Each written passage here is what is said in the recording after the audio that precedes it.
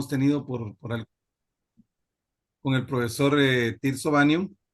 Y pues bienvenido también al rector para Nicaragua, el doctor Eduardo Jaén, y a los distinguidos alumnos que tenemos de diferentes licenciaturas y diferentes clases que ahora también se agregaron a este diplomado. Así que todos bienvenidos. Qué bueno, estamos viendo clase llena.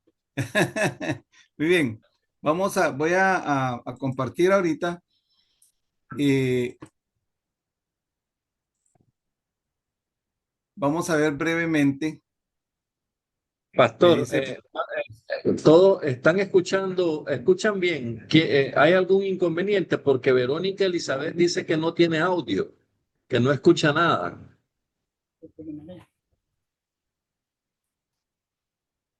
por favor, si me puede reportar ahí algunos, si escuchan bien.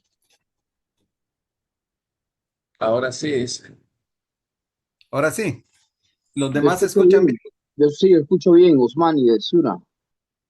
Ok, excelente. Gracias, Evangelista Osmani, desde Ciuna.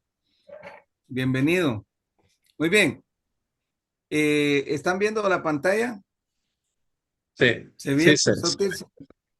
sí se ve.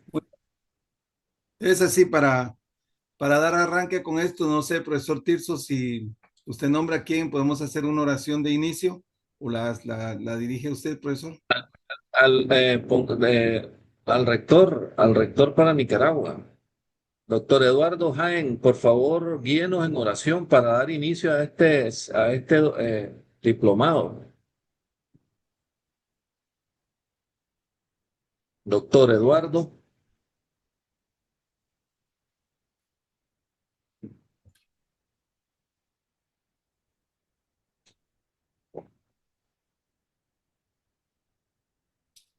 Bueno, no sé si le damos el privilegio a alguien más.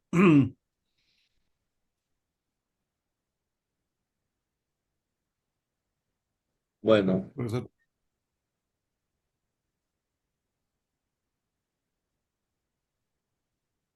al reverendo Nimer. Reverendo Nimer, usted tiene activo su...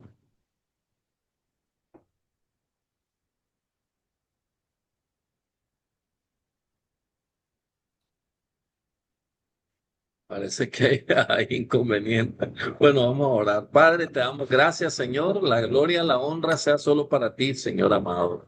Te pedimos, Señor, que tengas misericordia de nosotros como siempre la tienes, Padre.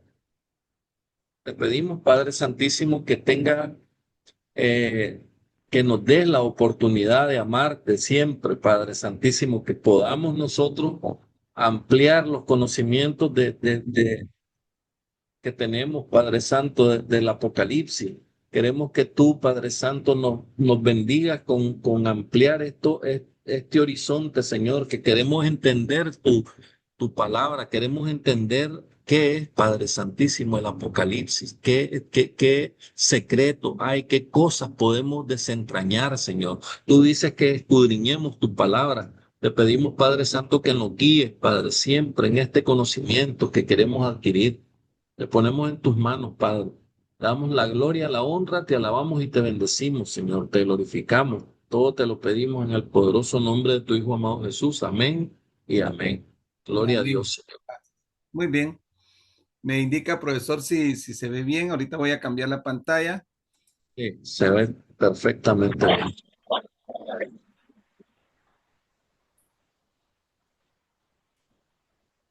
Vamos a ver brevemente 5 claves eh, para entender el Apocalipsis.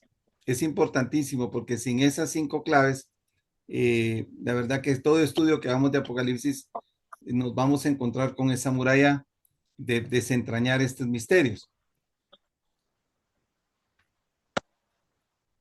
Primero, algunas generalidades del libro de Apocalipsis que muchos de nosotros manejamos.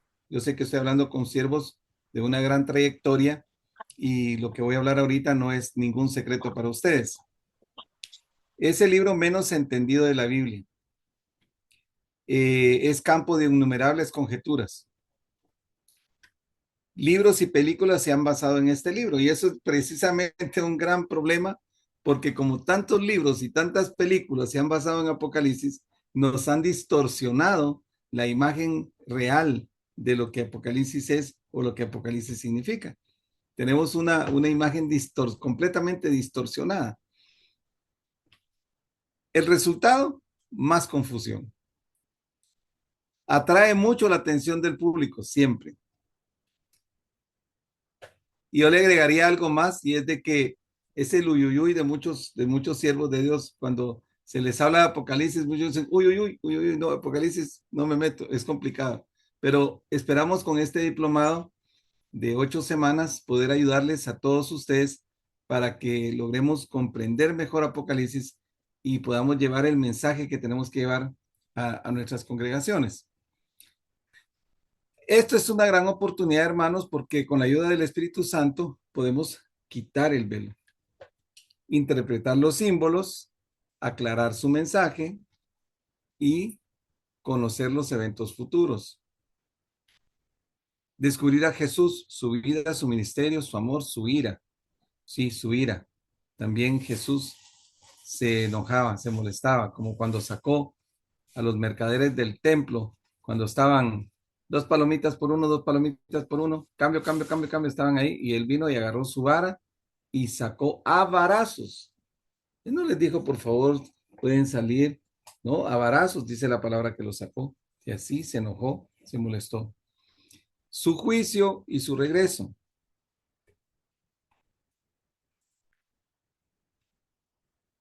El autor es el apóstol Juan. Como todos sabemos, uno de los 12 apóstoles, el más joven de los 12. Tenía apenas 14 años cuando comenzó con Jesús. El discípulo amado, o sea, en la palabra lo encontramos siempre mencionado como el discípulo amado. Escribió Apocalipsis mientras estuvo preso en la isla de Patmos. Otros libros que él escribió, cartas y evangelios, por ejemplo, el evangelio, que es llamado del amor. Ustedes saben de que los evangelios nos muestran por eso diferentes ángulos de una misma visión de, de la vida de Jesús, de los hechos de Jesús. Pero el evangelio de Juan se basó en el amor, en los hechos del amor. Se le dio otro enfoque. Por eso a los evangelios se les llama sinópticos, porque ven la misma óptica, pero de diferente ángulo. Sin embargo, el Evangelio de Juan le llamamos el Evangelio del amor porque nosotros nos muestra el amor de Dios y el amor de Jesucristo para con la humanidad. Y tenemos aquí una concordancia, una trascendencia, una transmisión de mensajes que vienen desde el profeta Daniel y Juan. Esto es importante para nosotros. Para poder entender Apocalipsis necesitamos conocer las llaves para abrir las puertas. Primera llave es lo que es literal y local. En Apocalipsis lo debemos entender como simbólico y mundial. Juan toma los relatos literales del Antiguo Testamento y les da una aplicación simbólica mundial. Él no podía entender las cosas. Nosotros quisiéramos que Juan fuera tal vez como más explícito en la transmisión de su mensaje, pero lo que sucede es de que él estaba viendo una visión que estaba a futuro, que no podía entender, como cuando nos habla, por ejemplo, que mira caballos de hierro, caballos de metal, y nosotros debemos interpretar que posiblemente lo que está viendo era tanques de guerra. Que el simbolismo que tuvo que usar el apóstol Juan, tuvo que él aterrizarlo al momento que estaba viviendo. O sea, todo lo que él ve hasta el día de hoy tiene vigencia. Algunos ejemplos, por ejemplo, que les doy en el Antiguo Testamento, los primeros creyentes eran judíos. Los primeros creyentes cristianos fieles, estemos Gálatas capítulo 3, versículos 29, Romanos 2, 28, 29. Ustedes pueden ver y verificar esto con su Biblia. Vemos Babilonia, no creyentes, Jezabel, el falso culto, Balaam, los que creen por la ambición, Jerusalén, reino espiritual de Dios. Gálatas 4:26 se los pongo por ejemplo. Llave número 2. Al estudiar Apocalipsis se espera que el lenguaje sea simbólico, ojo con esto, a menos que el contexto no permita un significado simbólico. Literatura apocalíptica. El Apocalipsis está lleno de símbolos, es muy figurativo. Hemos de mirar primero el significado de los símbolos sin intentar interpretarlos literalmente. Ese ha sido un error, que siempre tratamos de interpretar literal lo que dice Apocalipsis. Así, por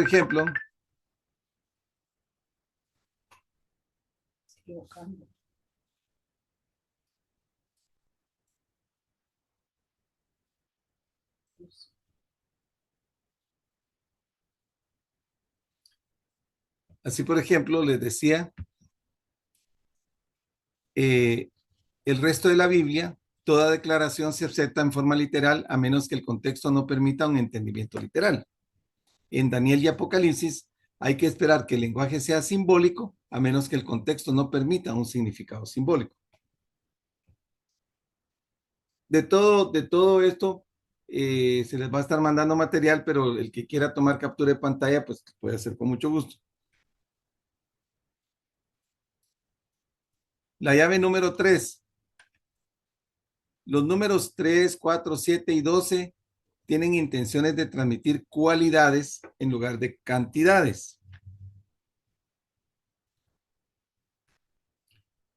El pensamiento oriental nos indica que hay una fascinación por los números. Siempre, todo el pensamiento oriental así es. Y en la Biblia nosotros encontramos una cantidad de simbolismos numéricos por eso. Ustedes saben que la Biblia originalmente fue escrita, el Antiguo Testamento en hebreo y el Nuevo Testamento en griego. Y resulta que el hebreo y el griego son los únicos dos idiomas donde sus letras también simbolizan números. Entonces pueden ver ustedes números y pueden ver letras al mismo tiempo. Los números expresan cualidades antes que cantidades y les voy a dar algunos ejemplos. Por ejemplo, el número 3, el número de la Trinidad, simboliza unidad, unión. En Apocalipsis 1, 4, 6, vamos a ver algo ahí. Triple canto de alabanza, 3 actos de homenaje, etc. El contraste de la triple alianza, el dragón, la bestia, el falso profeta, 3 ayes, son significados del número 3. El número 4, tenemos el simbolismo de la universalidad. ¿Por qué universalidad? Porque tenemos 4 puntos cardinales, 4 vientos, 4 seres vivientes ante el trono, 4 ángeles en los 4 ángulos de la tierra, 1600 estadios, que quiere decir 4 multiplicado por sí mismo 100 veces. 4 armas, espada, hambre, peste y fieras. 4 designaciones, nación, tribu, lengua y pueblo. Esos son ejemplos de simbolismos de los números que nosotros vamos a encontrar, no solamente en Apocalipsis, sino a lo largo de la Biblia, pero para la interpretación de Apocalipsis es muy importante este entendimiento del simbolismo numérico. Tenemos el número 7, es el número de la perfección espiritual, es el número del sábado, el día de reposo, es el número del símbolo del eterno descanso que Dios ha prometido a su pueblo.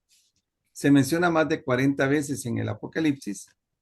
7 iglesias, 7 sellos, 7 trompetas, 7 copas, 7 truenos y otros más que vamos a ir viendo a lo largo de este diplomado. El número 12 identifica el reino de Dios. En el Antiguo Testamento, 12 tribus. En el Nuevo Testamento, 12 apóstoles. La corona de 12 estrellas, 12 puertas en la Jerusalén, 12 fundamentos, 12 piedras preciosas en el efod, 12 nombres en los cimientos, 12 frutos del árbol de la vida. Solo por dar unos ejemplos. Y 144,000, que nosotros lo vemos en Apocalipsis capítulo 7, es 12 multiplicado por 12,000.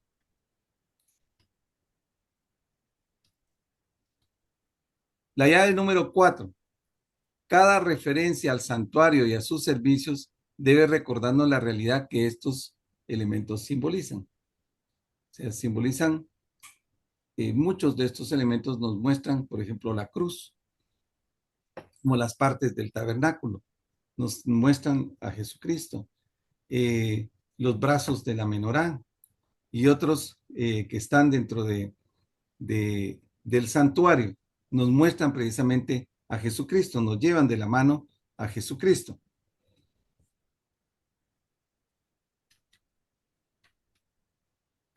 Les decía, por ejemplo, en el santuario, las partes del santuario,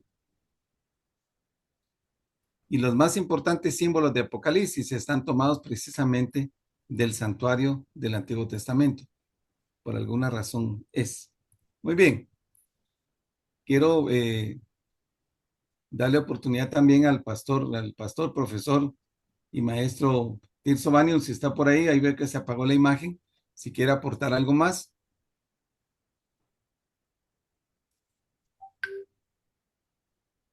Bueno, sí, Profesor sí, Tirso. claro que sí. Creo que bueno, dentro de todo lo que se va a ver, ya estas llaves son un gran avance porque tenés prácticamente el horizonte de cómo entender prácticamente lo que vamos a ver más adelante, ¿verdad? Dentro de la clase. No sé si usted, pastor, va a dar inicio a esta clase o puedo avanzar si usted gusta. Tome. Por favor, profesor. Claro que sí. Aquí Ok, estamos en equipo. Adelante. está bien. Bueno, dentro del desarrollo académico, espérenme un momentito que alguien está llamando y no entiendo por qué. Sí, eh, no podemos atender el teléfono porque me están llamando desde el grupo del diplomado. Bueno, esta sesión prácticamente es la introducción al contexto histórico, ¿verdad? Desde el Apocalipsis 1 al 3 vamos a ver que vamos a tener, un momentito, es introducir, ¿cuál es el objetivo general de esta clase? Es introducir al estudiante prácticamente en el trasfondo histórico, ¿verdad? Literario y teológico del libro del Apocalipsis, reconociendo su naturaleza profética y apocalíptica, su contexto, de redacción en el Imperio Romano. Ustedes saben que el Imperio Romano fue el imperio más cruento que ha tenido la historia de la humanidad. Se puede decir uno de los imperios más cruentos. Bueno, el significado de las cartas dirigidas a las 7 iglesias de Asia Menor como marco interpretativo del mensaje cristológico y eclesiológico, ¿verdad? Del texto de este texto de Apocalipsis, de estos 3 capítulos. Ahora, la naturaleza, esta naturaleza y el propósito del libro, nosotros vemos que el Apocalipsis de Juan, ¿verdad? Que viene del griego apocaliptos, ¿verdad? Exactamente, está fantástico que haya puesto la. Viene del griego apocaliptos, ¿verdad? Launaum es uno de los únicos textos canónicos reconocidos, se puede decir, que pertenece de forma explícita al género apocalíptico profético. Ahora, este término apocalipsis significa revelación o desvelamiento o también descubrir lo oculto, ¿ah? El descubrir lo oculto. Y no se refiere a catástrofes como todo mundo cree, esto es apocalíptico, esto es aquí, todo lo relacionan con catástrofes, sino que prácticamente se refiere a la revelación divina sobre el sentido último de la historia. Ese es el contexto real.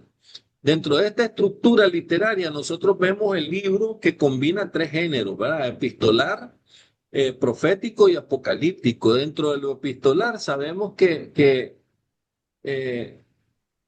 Perdón, profesor, perdón. Ya aquí lo regreso. Ahí está.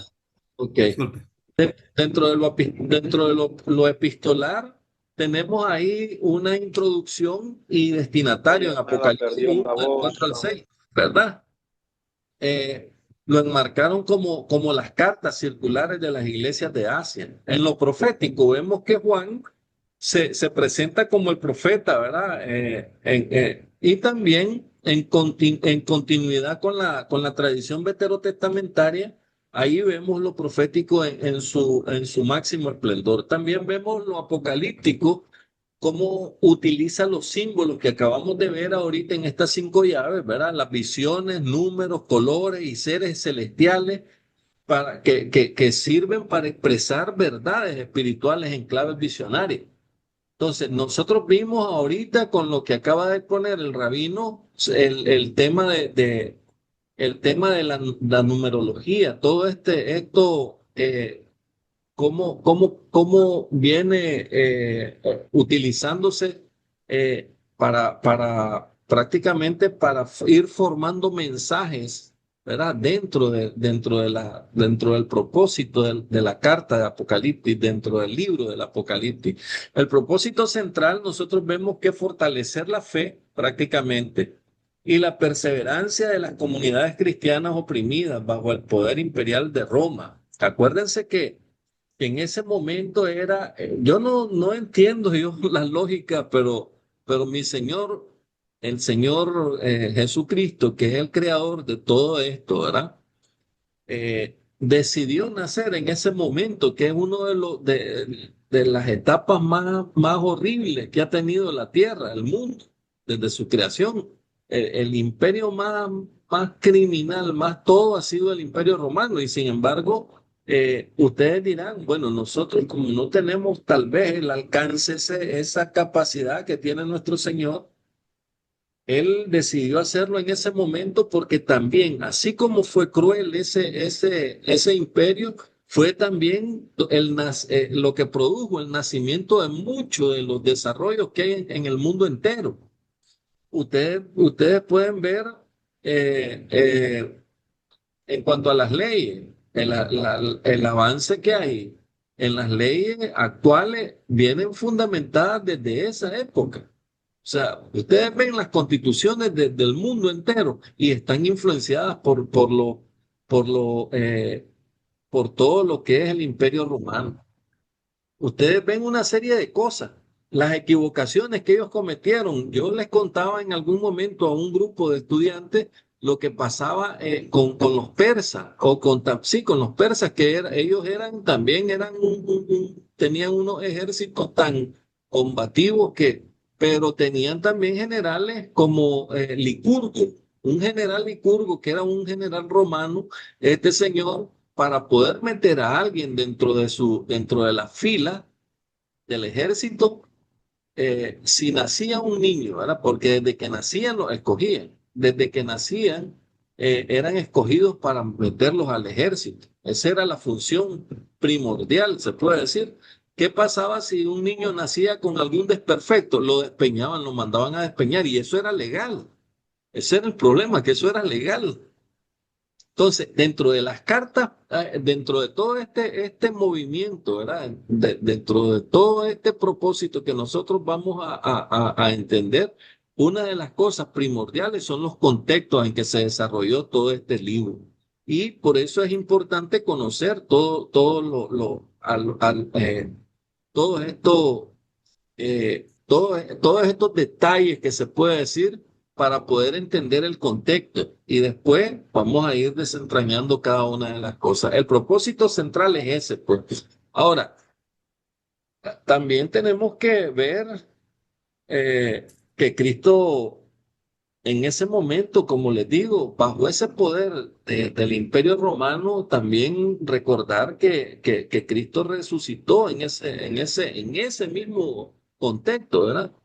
Ahora, él gobierna, se puede decir, la historia y que el mal, aunque poderoso, ¿verdad? Es temporal. Es prácticamente lo que nosotros podemos entender se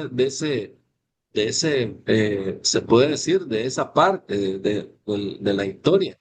El mal no es para siempre. Miren que la gente de esa época, ellos consideraban que eso no iba a terminar nunca porque tenían tanto tiempo y para ellos ya se habían acostumbrado al maltrato, a ese daño que se... Imagínense que ahorita la Pax Romana, uno ya sabe que la Pax Romana no existía, o sea, no era que existía paz, sino que la Pax Romana era, y pues ellos se imponían y mientras no levantaran la voz en contra del que estaba gobernando, bueno, iba a estar tranquilo, ¿verdad? Y en paz.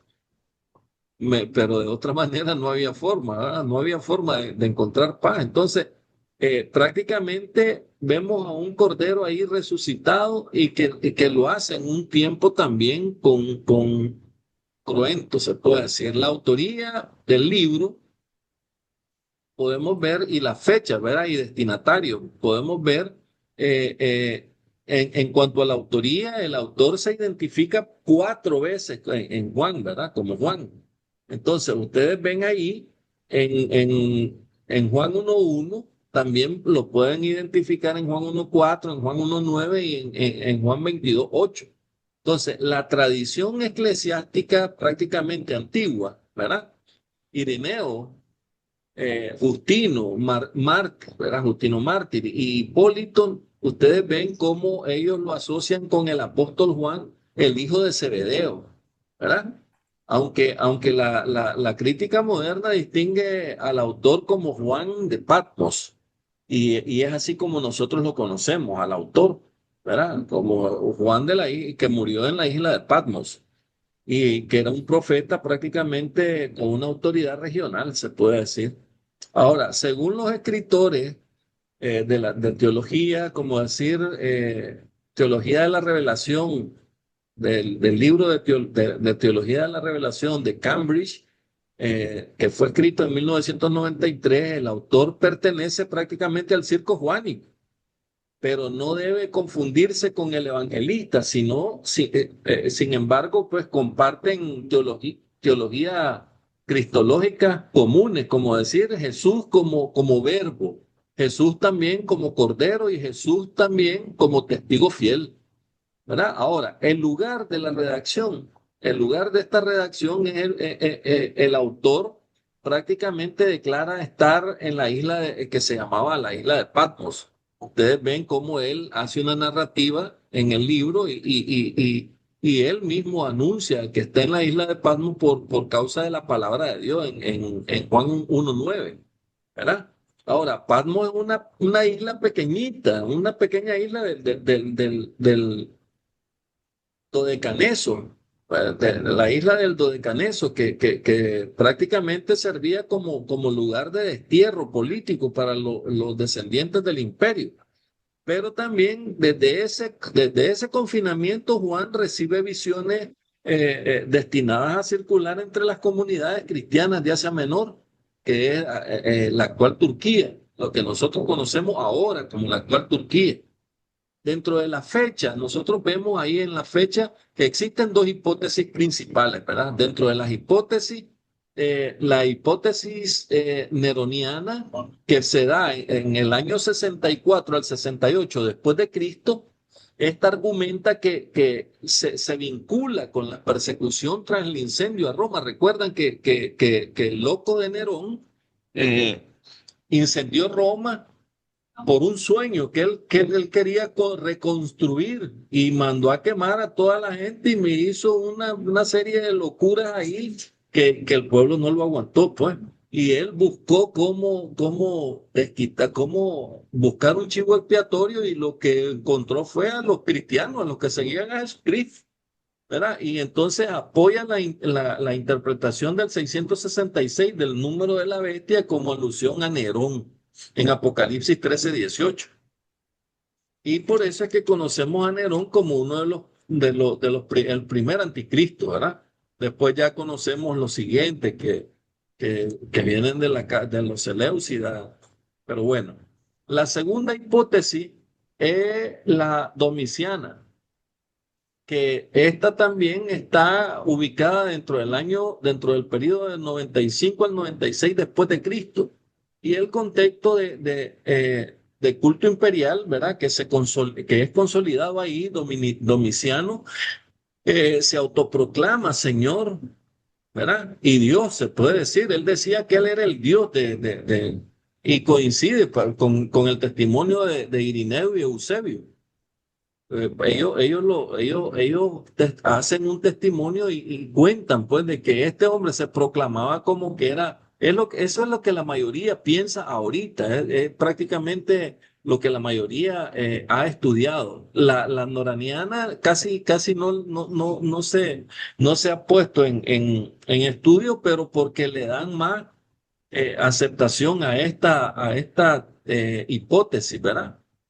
Donde en el contexto imperial se consolida, Domiciano se consolida y se proclama como un señor y un dios, se puede decir.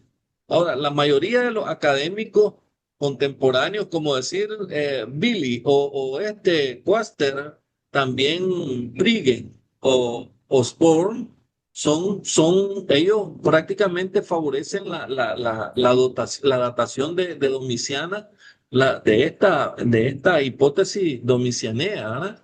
Que ellos dicen, a ver, ellos ponen que ya el tono del libro refleja persecución institucionalizada y tensiones políticas más amplias. Eso es lo que ellos determinan ahí en sus libros. Pues ellos hacen un énfasis y hacen hincapié en esta datación, pues ellos dicen que prácticamente la persecución se institucionaliza prácticamente en esa época, en la época domicianea. ¿Ah? Ahora, los destinatarios de todas estas cosas son las 7 iglesias de Asia Menor: Éfeso, Esmirna, eh, Pérgamo, Tiatira, Sardis, Filadelfia y la Odisea, que representan prácticamente que eran eh, bueno, comunidades reales e históricas bajo el dominio de Roma, prácticamente. Y también son 7 como número simbólico, que era lo que veníamos hablando en la introducción que hizo nuestro amado hermano. eh, este es un número simbólico de totalidad, la Iglesia Universal. Graben todos estos datos, porque al final vamos a tener vamos a mandarles una prueba sistemática de esta clase, ¿ya? Y ustedes van a tener, todos estos datos que se están presentando van a ser evaluados al final y van a tener una tarea, pues que la tarea, los que puedan cumplirla, gloria a Dios, pero necesitamos que todos se comprometan y pongan atención y escriban para que al final puedan sacar buenas calificaciones. Entonces, esta Iglesia Universal, ¿verdad? A lo largo del tiempo, se puede decir, la iglesia, estas 7, ¿verdad? Estas 7 iglesias que son se miran como un número simbólico en totalidad, de la totalidad. Entonces, el contexto, nosotros vemos aquí, es un contexto, se puede decir, espérenme un momentito, el contexto histórico sociopolítico. Ahí en el Imperio Romano, el imperio del que venimos hablando, que fue un imperio cruento del siglo I, ¿verdad? Era prácticamente una superestructura política en la época. Ustedes saben que la democracia prácticamente nace, ellos la fortalecen de una manera que era, ¿recuerdan cuando tuvo el problema Pablo? Cuando Pablo se identifica con el que lo estaba prácticamente castigando y le dice, ve, bueno, yo soy un ciudadano romano. Cuando le dice eso al que lo está castigando, ese hombre casi se muere, porque eso era penado de tal forma que no podía un ciudadano romano ser castigado de la forma que lo estaban castigando, como la estaban castigando. Pero eso le sirve a Pablo para poder llegar al centro, al corazón de la bestia, se puede decir, hasta llegar a Roma, porque ya Dios le había dicho que iba a ir a Roma.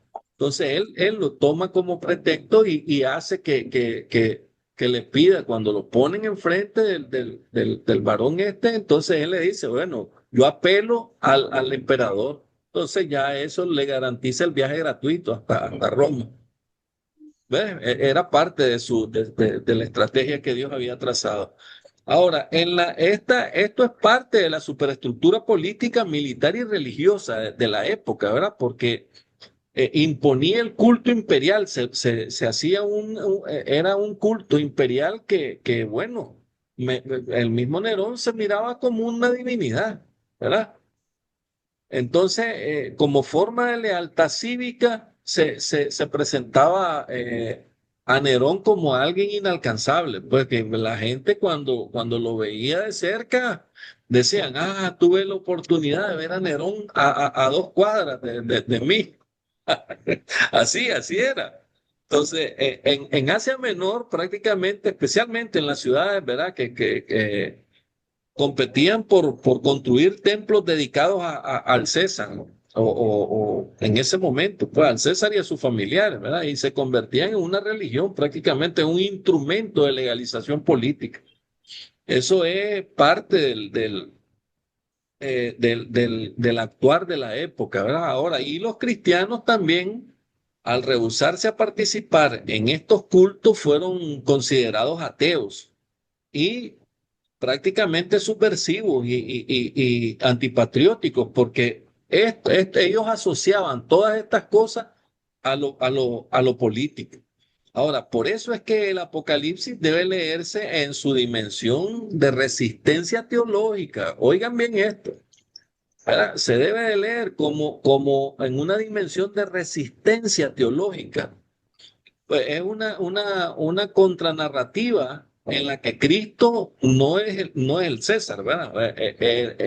Es prácticamente el Rey de Reyes y Señor de los Señores, según Juan 19:16.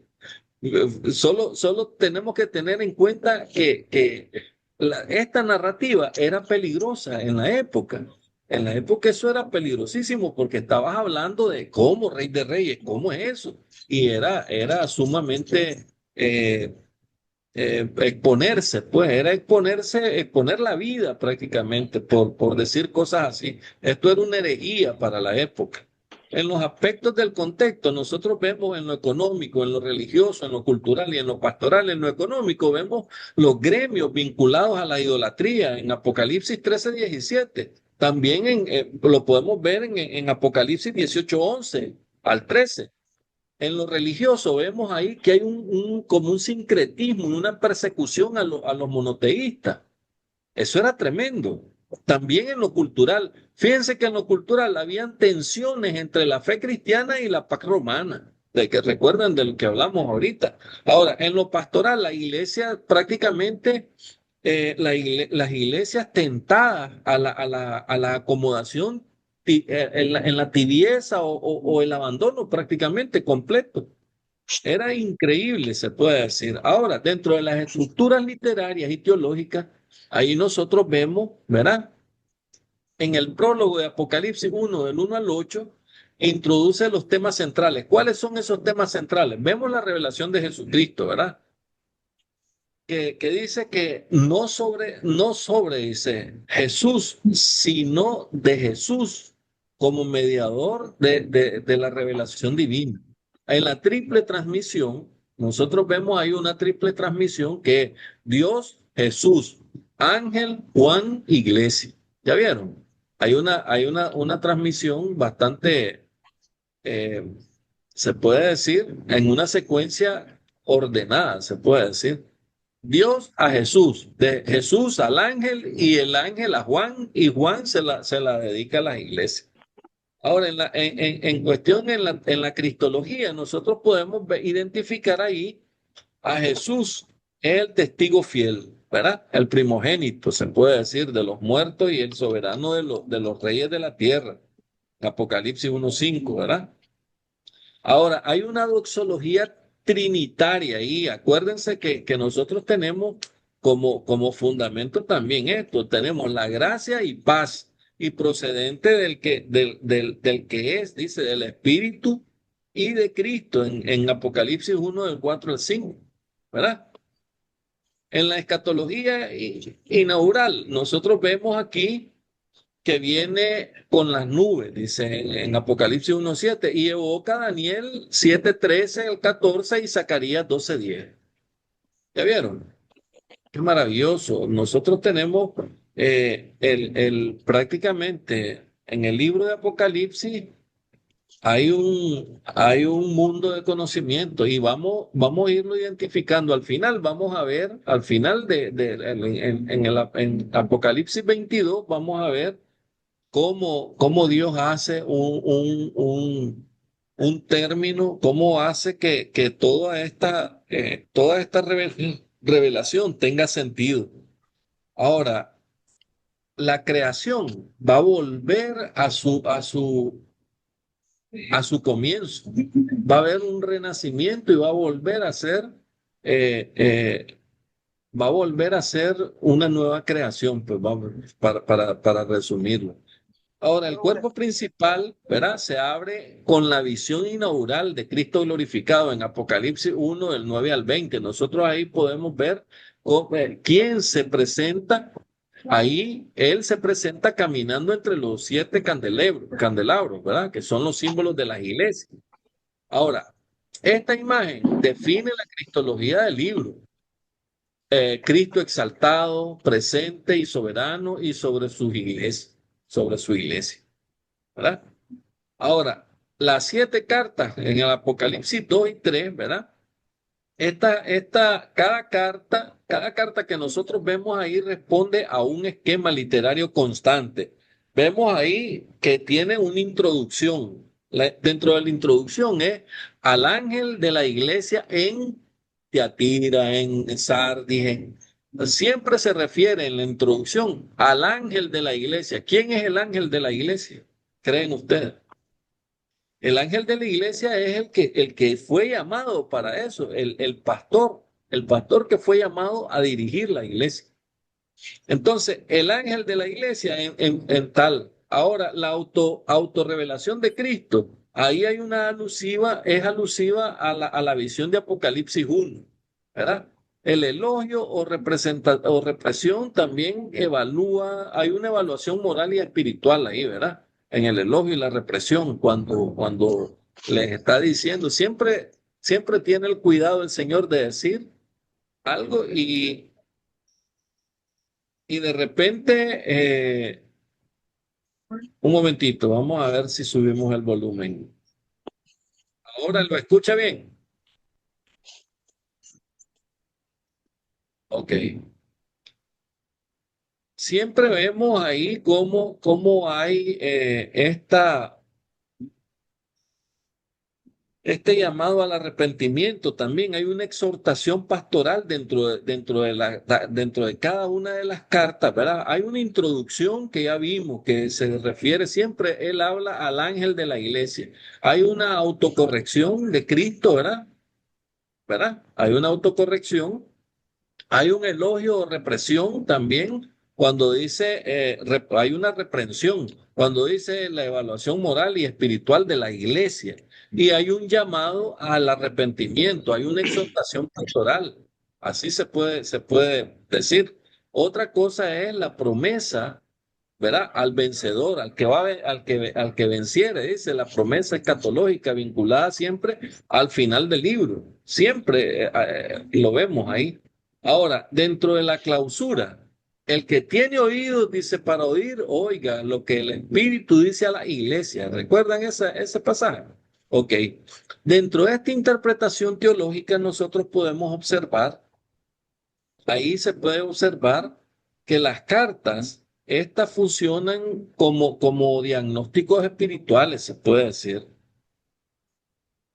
Hay un diagnóstico espiritual de la iglesia universal, se puede decir, de la iglesia primitiva, pero también son proféticamente actuales, ¿verdad?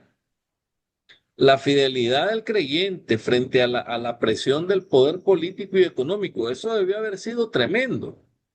Eso en el contexto. Ustedes saben que ah, ahorita en la actualidad hemos visto regímenes bueno, como en Corea del Norte, por decir algo, ¿verdad? Por decir un ejemplo. Hubo momentos en que un predicador que hiciera una prédica en público estaba condenado a muerte. Y no solo él y toda su familia. Entonces, eso hizo que la sociedad eh, se reprimiera, se puede decir, se restringiera de muchas cosas. Y allí ahora está prácticamente, eso podía también suceder en aquella época. En aquella época el que agarraban predicando a Cristo era prácticamente asesinado. Lo clavaban ahí y decían, no, este es un fulano que es peligroso, pues. Ahora, vemos ahí, ¿verdad?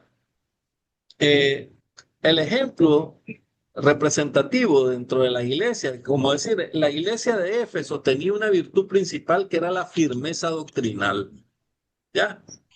Tenía también una debilidad, ¿verdad? O pecado, que era pérdida del primer amor, según lo que dice la carta, como le escribe el Señor.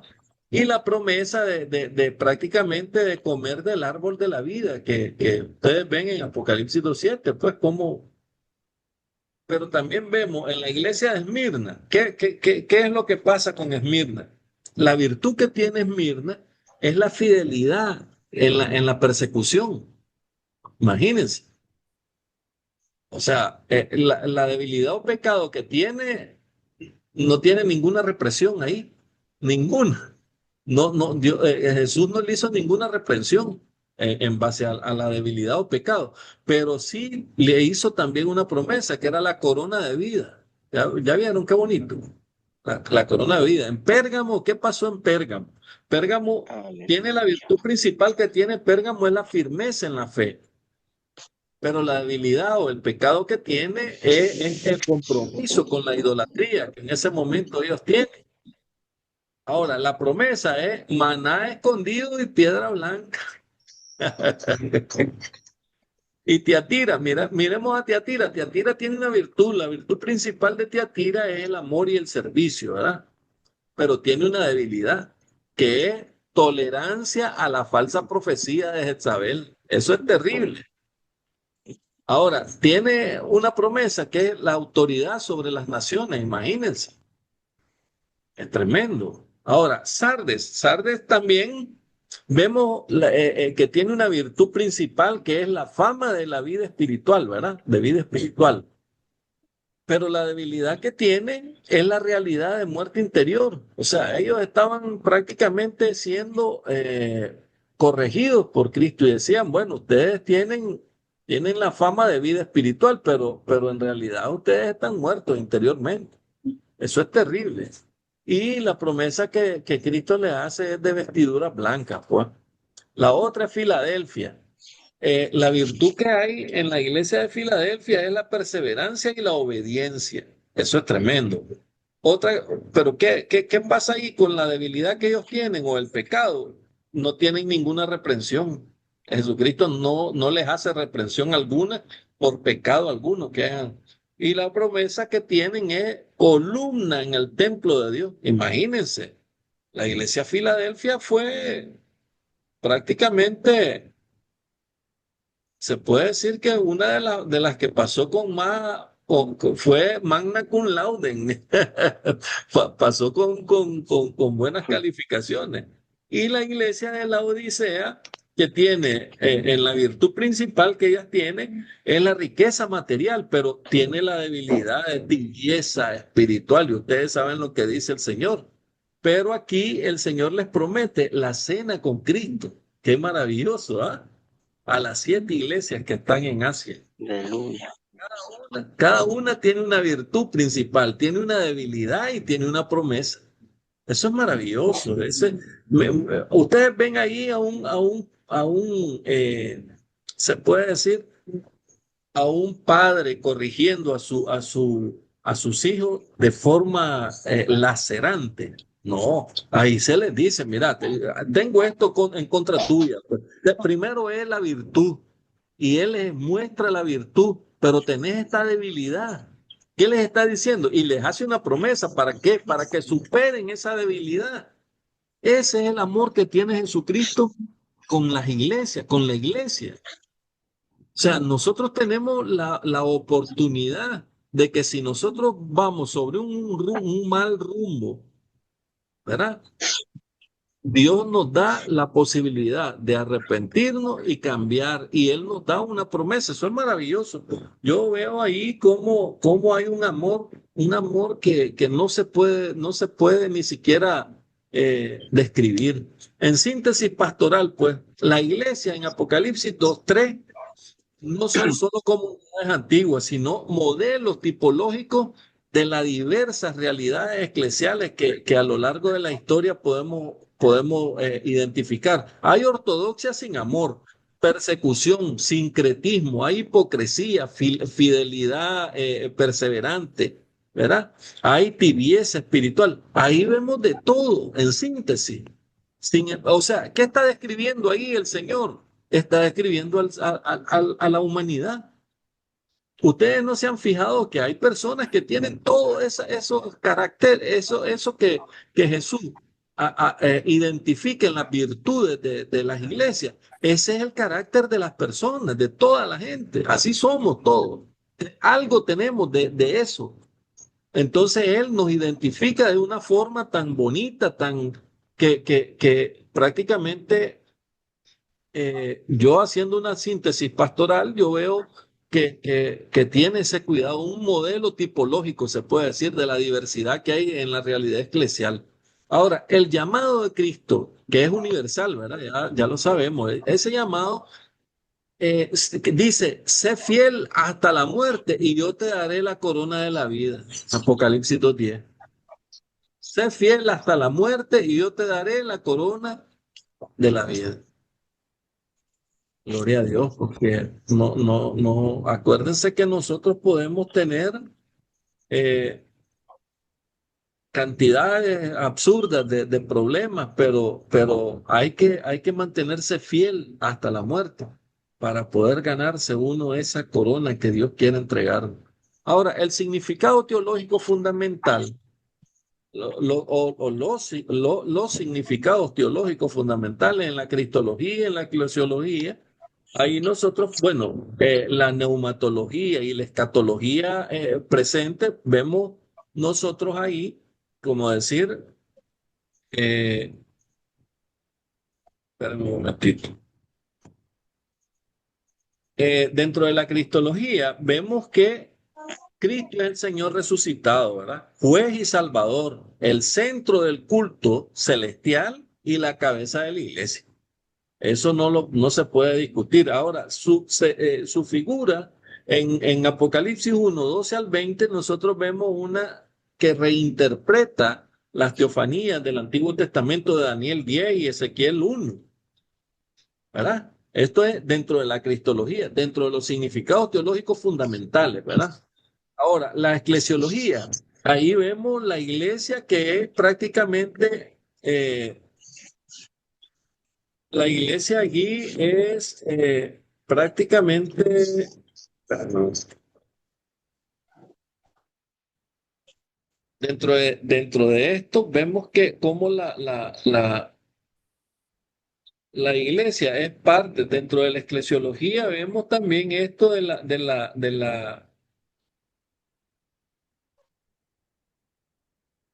se me está metiendo, Neumatología.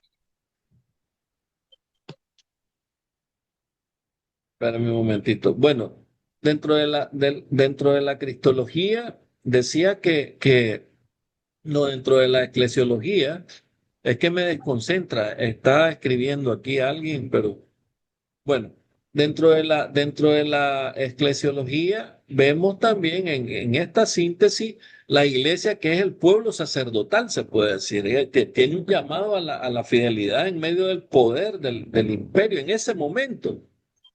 Y vemos cómo se desarrolla una eclesiología tremendamente atacada por el imperio. Ustedes saben lo que sucede en esa época, ¿verdad? Ahora, cada carta que es escrita a cada una de estas iglesias demuestra que el juicio comienza por la casa de Dios primero, en Primera de Pedro 4:17. Así de sencillo.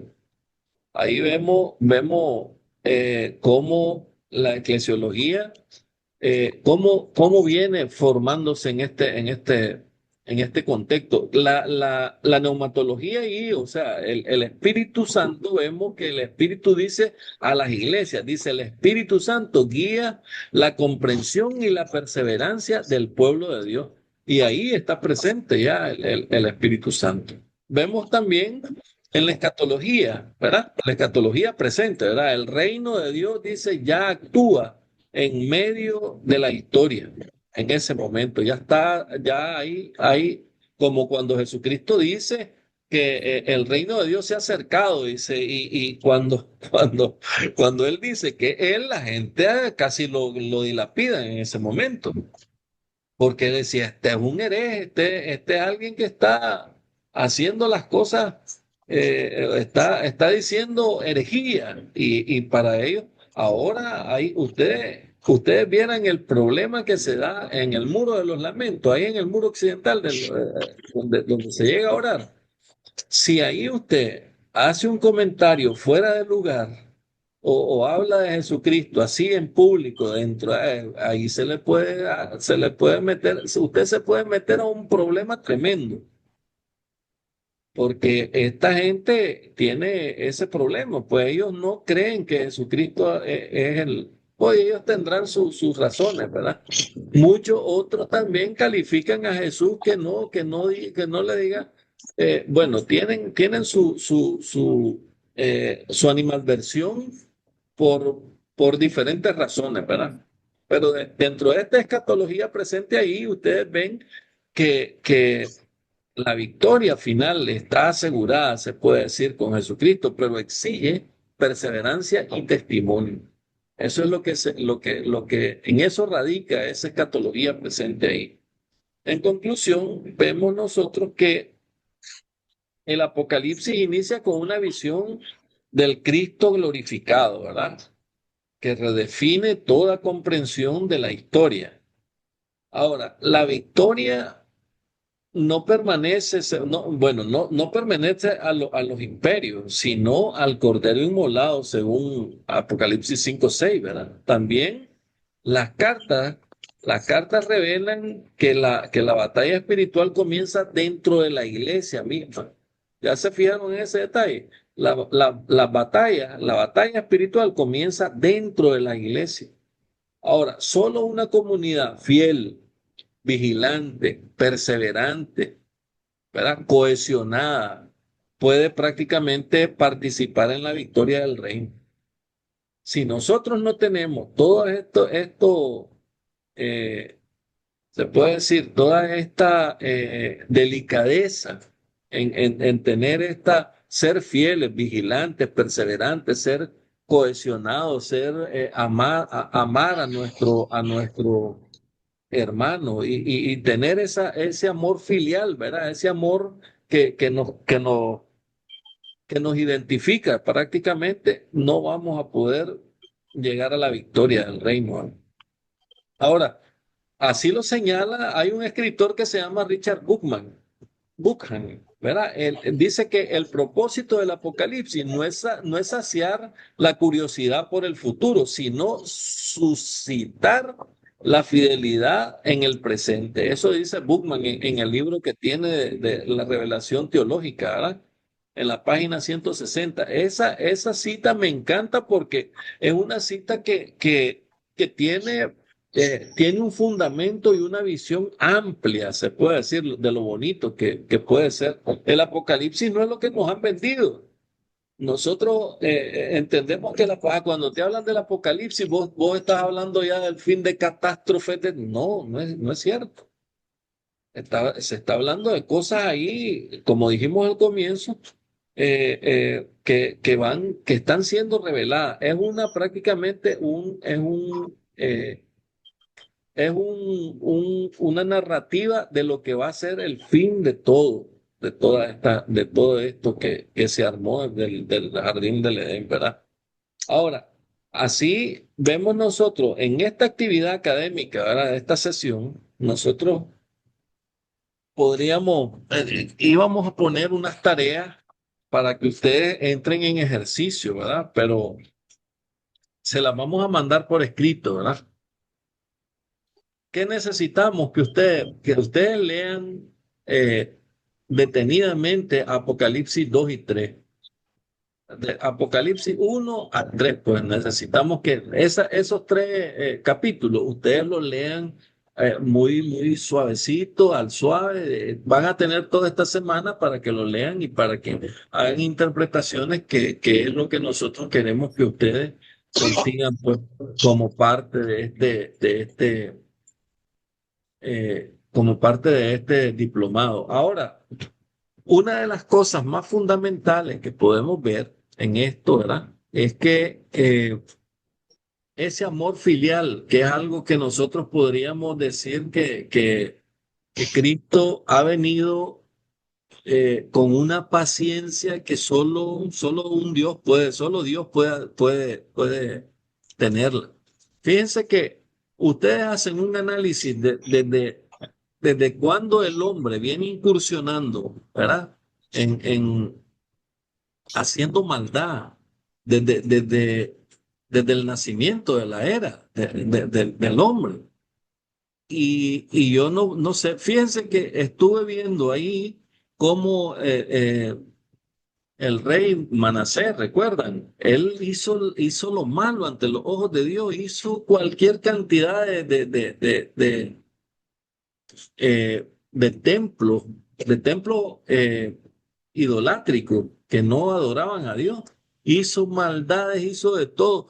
Y fíjense que cuando él cae, ¿verdad? Cae preso, que fue hasta agarrado por... Yo me imagino cómo ese hombre se ha de haber sentido, pero fíjense que dice el relato que él pide perdón y Dios lo perdona.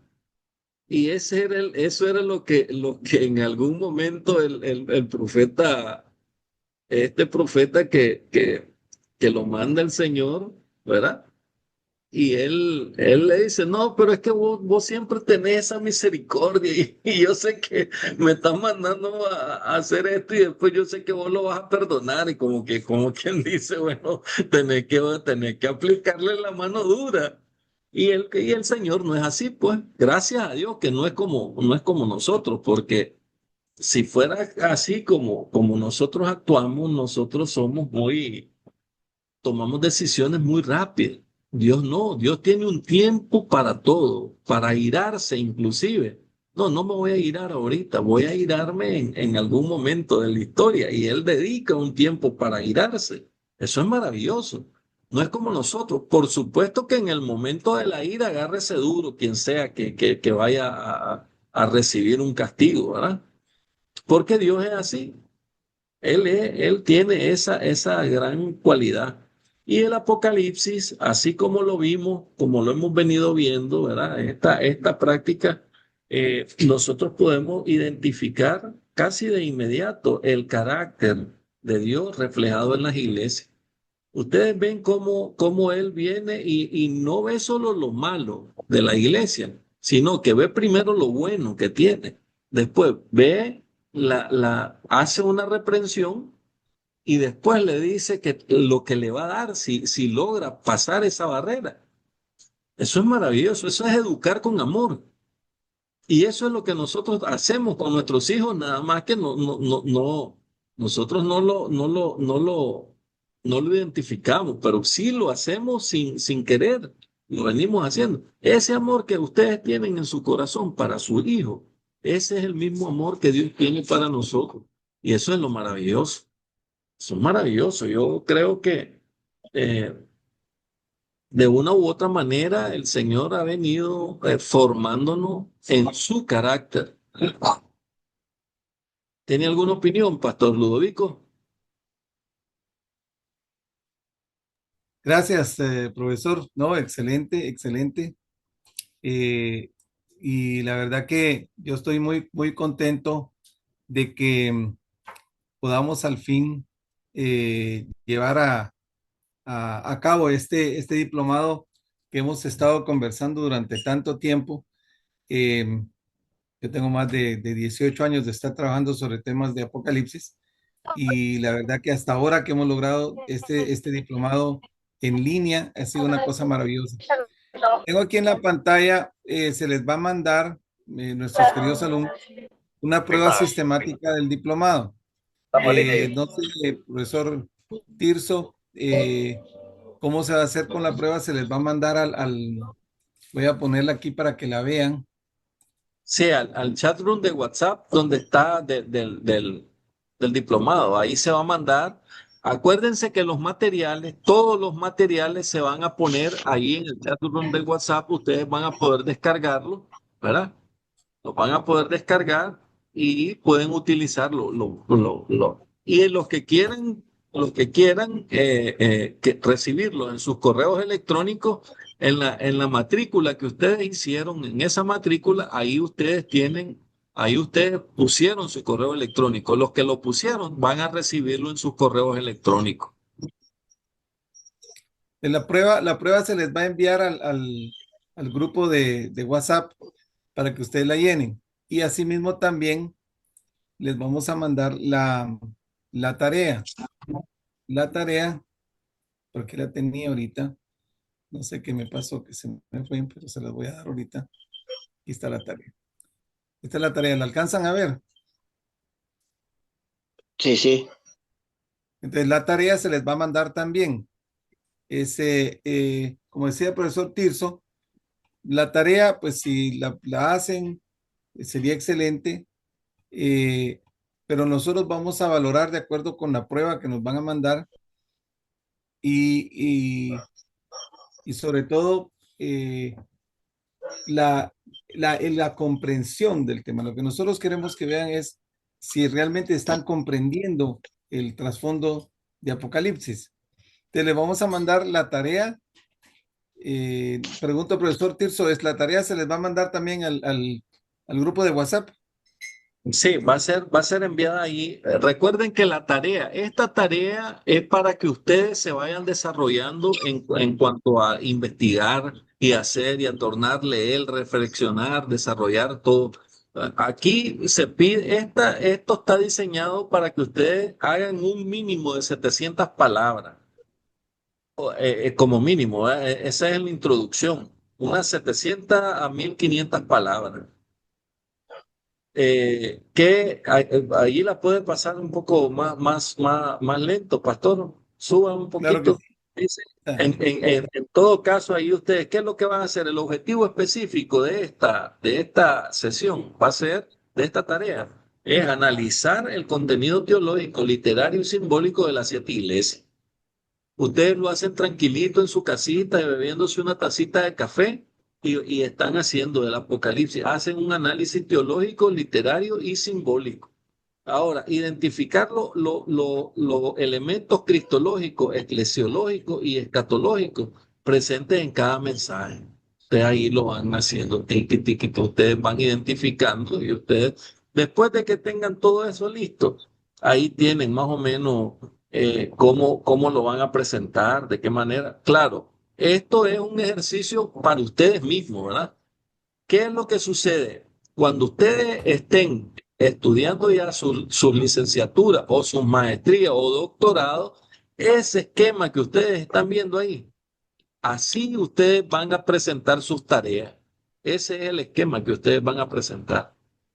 Tiene que tener un rigor exegético, tiene que tener profundidad teológica y según los criterios de evaluación, eso que ustedes miran ahí en los requisitos formales, esa es la forma de hacer la presentación de una investigación teológica.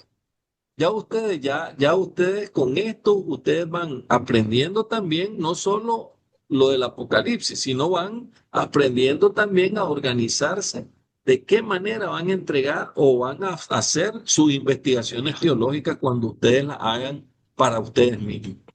Como decir, en los temas complicados que ustedes tengan, cualquier tema complicado que sea de investigación y que tenga un rigor académico, ustedes para presentar esta investigación con rigor académico la deben de presentar así, con un formato, bueno, ahí está Time New Roman, yo no la uso, la Time New Roman, yo uso Arial 11 porque para mí es más sabroso leerla.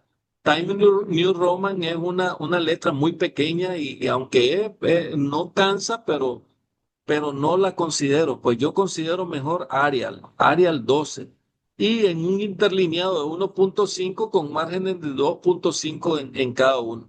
La citación que ustedes ven en estas tareas es de la última versión de APA séptima edición. Ahora, todas estas cosas, al comienzo uno lo mira, ala, esto es una bullaranga que no, o sea, esto es sencillo. Ya cuando nosotros lleguemos al final de este diplomado, ustedes van a ver que esta cosa que se mira difícil, que no es nada difícil, ¿verdad? Pero que se mira complicado, van a ver que es sabroso porque te deja un documento bien rico para leer, ¿ya? Y que ustedes van a poderlo presentar a quien sea y ustedes van a decir, bueno, ese fue hecho por mí. Yo lo hice con todas estas normas, con todo esto, este rigor académico. Eso es lo maravilloso. También queríamos involucrar todas estas cosas para enseñar, mostrar cómo ustedes van a hacer las presentaciones de sus investigaciones. En el caso de todos los que son aquí estudiosos y les gusta pues estudiar todo. Si ustedes están aquí es porque les encanta el conocimiento, eso ya lo sabemos. Así que ahí van a tener ese reto también. No tienen que presentar, como les dije, esa tarea, pero sí tienen que presentar el, el, el, la prueba sistemática. Esa prueba sistemática sí la necesitamos para ir evaluando el conocimiento que ustedes están adquiriendo. Esto, ¿qué va a pasar? Ustedes les llega hoy, esto les va a llegar ahorita en cuanto cerremos este seminario, este diplomado, esta clase de diplomado, y los documentos van a entrar hasta el día jueves. No, hoy es viernes. Van a entrar el día lunes. O sea, ustedes tienen hasta el día lunes para contestar esto eh, sin ver los documentos, ¿verdad? ¿Me explico? ¿Entendieron? Entonces, ¿qué vamos a hacer? Esta prueba sistemática va a ser puesta ahorita, ahí en el chat room de WhatsApp. Ustedes van a contestarla. Una vez que la tengan contestada, ustedes guárdenla, ¿verdad? Guárdenla y nosotros después vamos a mandar. Ustedes la pueden poner ahí en el grupo. Cada quien va poniendo su contestado, esta prueba contestada en el grupo y después vamos a poner las respuestas correctas. ¿Les parece bien? Ahora, ya estamos en tiempos de preguntas y respuestas. Cualquier pregunta que ustedes tengan ahorita pueden hacerla ya.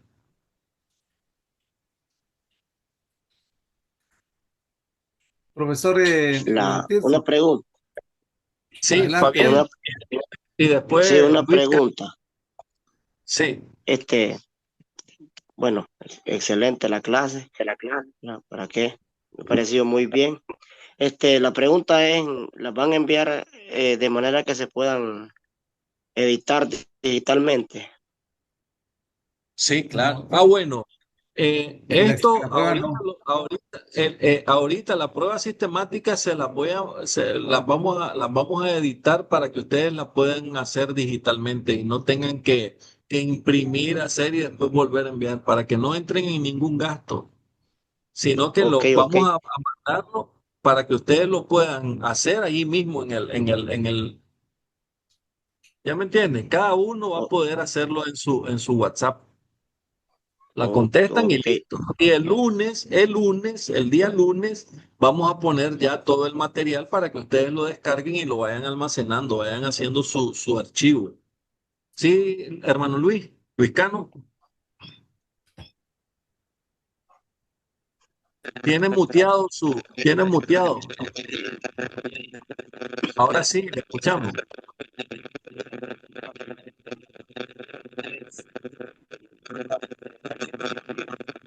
No se le escucha, pastor.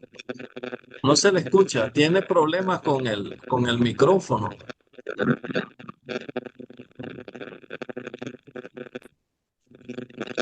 Ahora sí.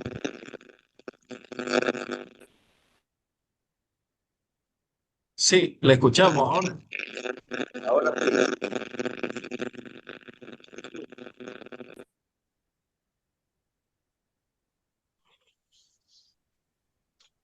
Parece que no se pudo conectar. Josecito Huerta, ¿usted va a hacer una pregunta? Ah, ok. Sí, Profesor tiene. Tirso, Sí. la pregunta, entonces, ¿les envío esta prueba sistemática o espero que para que la hagamos, todavía no la No, mandamos? no porque la tengo que Ok, hacerla. perfecto. eh, Entonces, solo voy a sí, subirle la tarea, entonces. Jairo iba a hacer una pregunta, tenía levantada la mano, Jairo. ¿Puedo hablar ahora? Ahora sí, Luis, te escuchamos. Sí, la pregunta mía es la que hay que escribir o hay que responderla solamente como la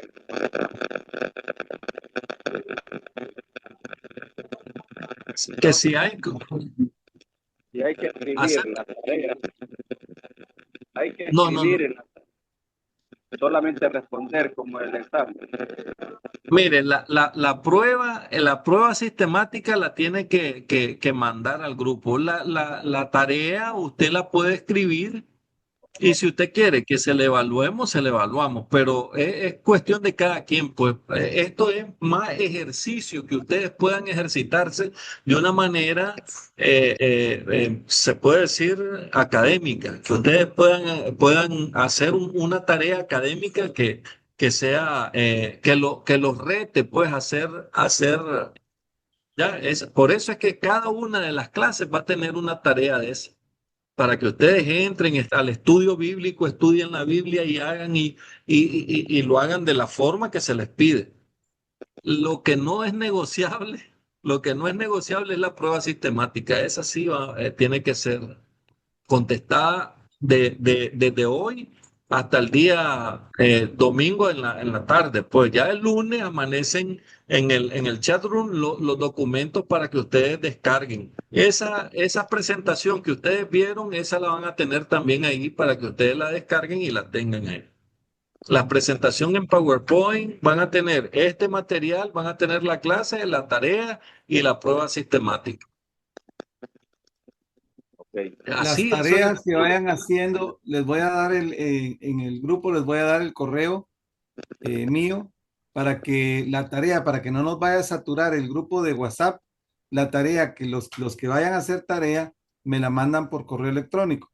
Porque, por ejemplo, la prueba sistemática, eso no ocupa espacio en el grupo. Pero las tareas, si ustedes hacen las tareas, las hacen bien hechas, posiblemente van a pesar un poquito. Entonces, esa me la pueden mandar por correo electrónico y se las vamos a calificar igual.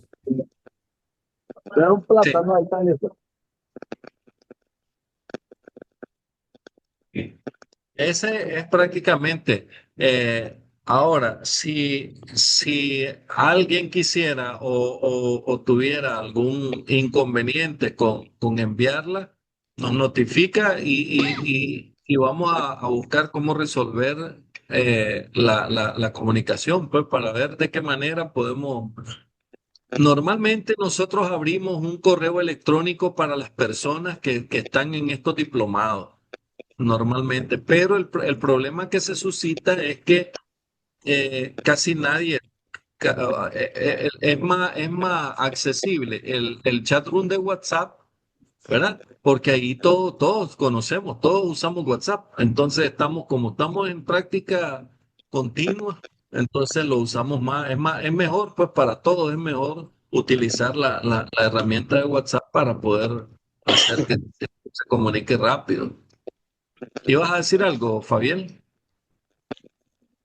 No, no, Ah, ok. Bueno, ¿qué les pareció la primera clase? ¿Qué les ha parecido? muy Cualquier cosa. excelente. Jairo González, diga Jairo, le escuchamos.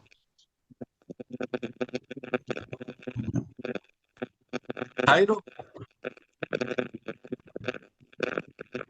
levantó la mano.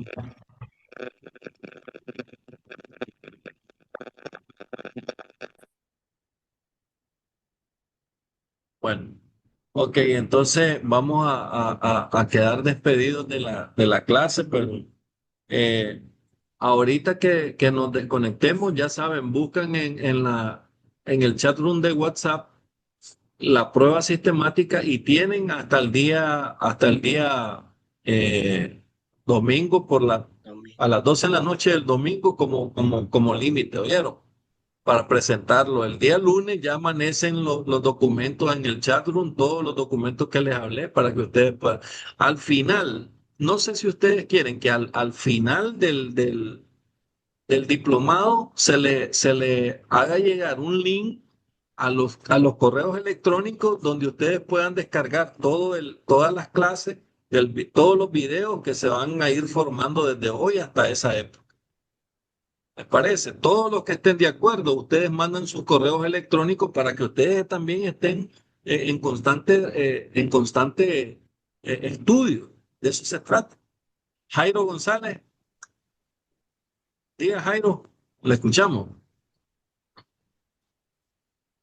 Tiene muteado su micrófono.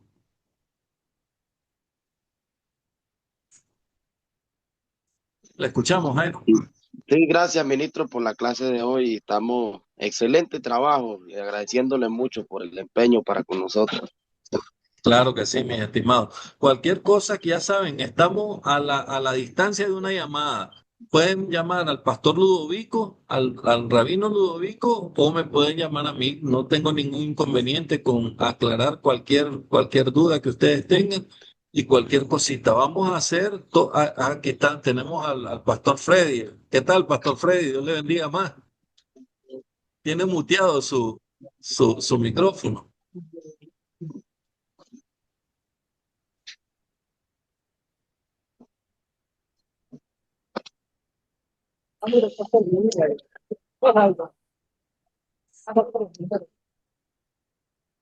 Ok, esa va a ser la dinámica.